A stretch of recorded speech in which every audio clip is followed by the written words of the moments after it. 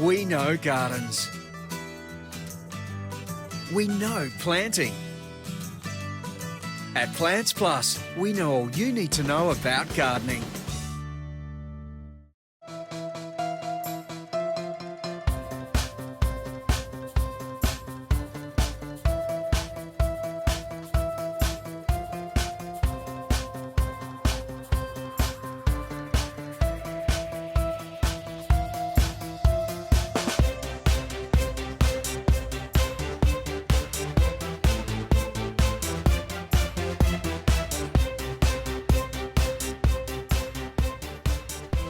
Welcome to Blooming in Brisbane, and on tonight's episode, Jill shows us how to prune a topiary, we chat to Chris about some native plants, and we also visit the beautiful Hamilton's tropical garden near Beenleigh. But first, let's go to Jill.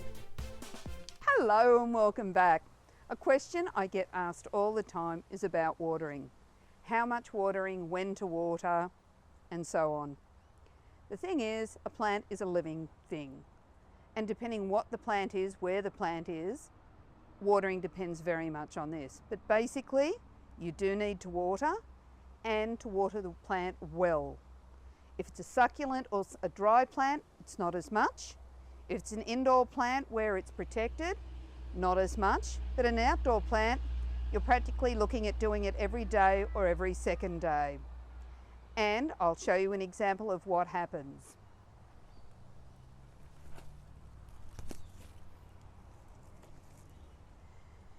This little friend is a espaliered camellia. Now, I often get asked exactly how much water, and people like to talk about cups.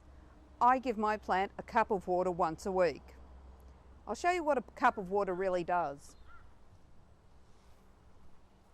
There's your cup of water, and you're pouring it in.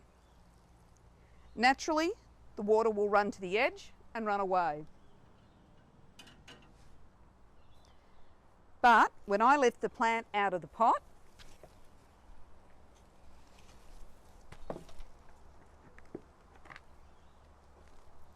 you can see it hasn't penetrated anywhere near the roots. Bit of moisture there, but nothing anywhere else. So it's not really done anything at all.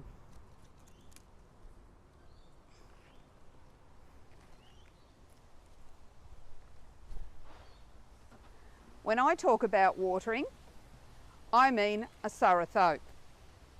And so, in the old days, when I was a junior, we were told to water and count to 10. And by the time you counted to 10, that should be enough water. But if the water does run over the edge or down the sides quickly, then you go back for a second water and count to 5. That has given a thorough water, and you can see it's running through the edges and away. But when I pick him back up out of the pot, he's dribbled all the way down. Now it is wet, you could always do with a bit more because he is root bound, but when you go to water your indoor plants or your outdoor plants, give them a thorough soaking. Hold the hose on it or the watering can, count to 10. If it's a little pot, it mightn't need as much. If it's right to the top full, do it slowly because it will just cascade off and not water the plant at all. Try to water your plants first thing of a morning because then they go through the heat of the day with moisture. Just as a quick afterthought, when you are watering, if you end up watering something in a pot like this with no drainage, do remember to check a few things. When we pull him out, he's absolutely saturated and he will die of root rot because there's just too much water, no drainage. When you look in the pot, it's full of yucky, smelly water. And thirdly, mozzies. Mozzies breed in still water. So always remember, if you're watering your plants and they're in a pot without drainage, do remember to empty each time you water so that you don't have the mozzies, damage to the plants, and that horrible smell.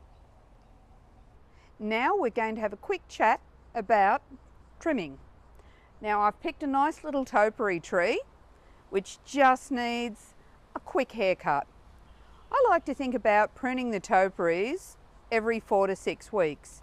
If you prune it regularly, then you have a nice rounded head. If you let it get really out of shape, then prune it, then you have ball patches, which will lead to the plant not looking as well. Now this little darling on the side is regrowth on the trunk. He shouldn't be there, so he's got to come off. Always make sure you've got the nice clean trunk, and always check that the stakes or anything hold it is not too tight. And then we get to prune.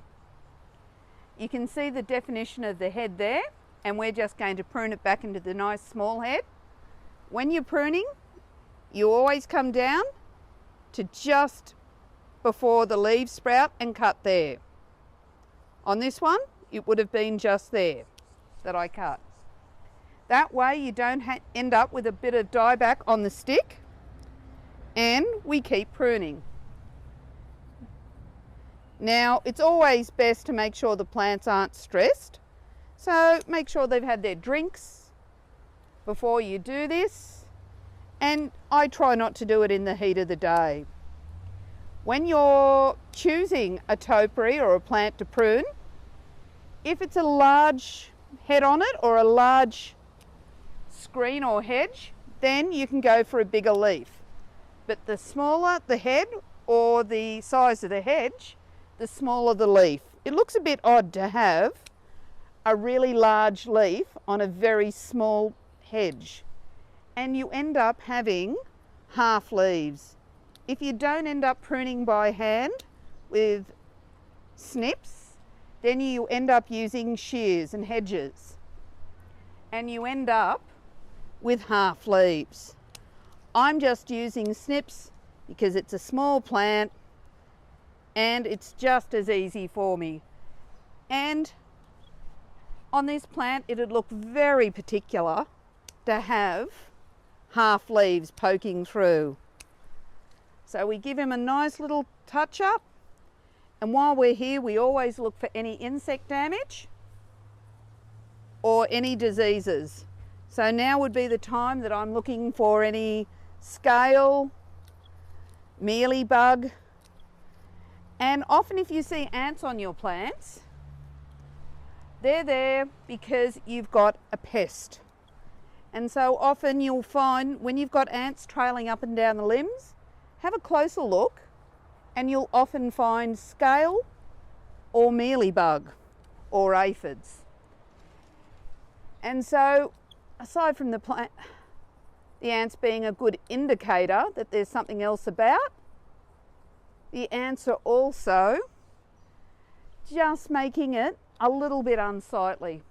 Because the moment you see an ant on a plant, most people say ooh, and you want everyone to look at your little topiaries and say how sweet they look. Now this little darling, also, if you can just see there, it's about to come into flower.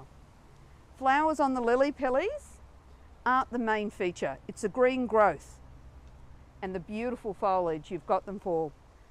I'll allow this one to flower. I don't mind it. But if you're a person who doesn't like the flowers, or it's near a pool, or it'll be messy, just snip them off and it'll go no further. I hope you've enjoyed this section and that you're all out pruning this weekend.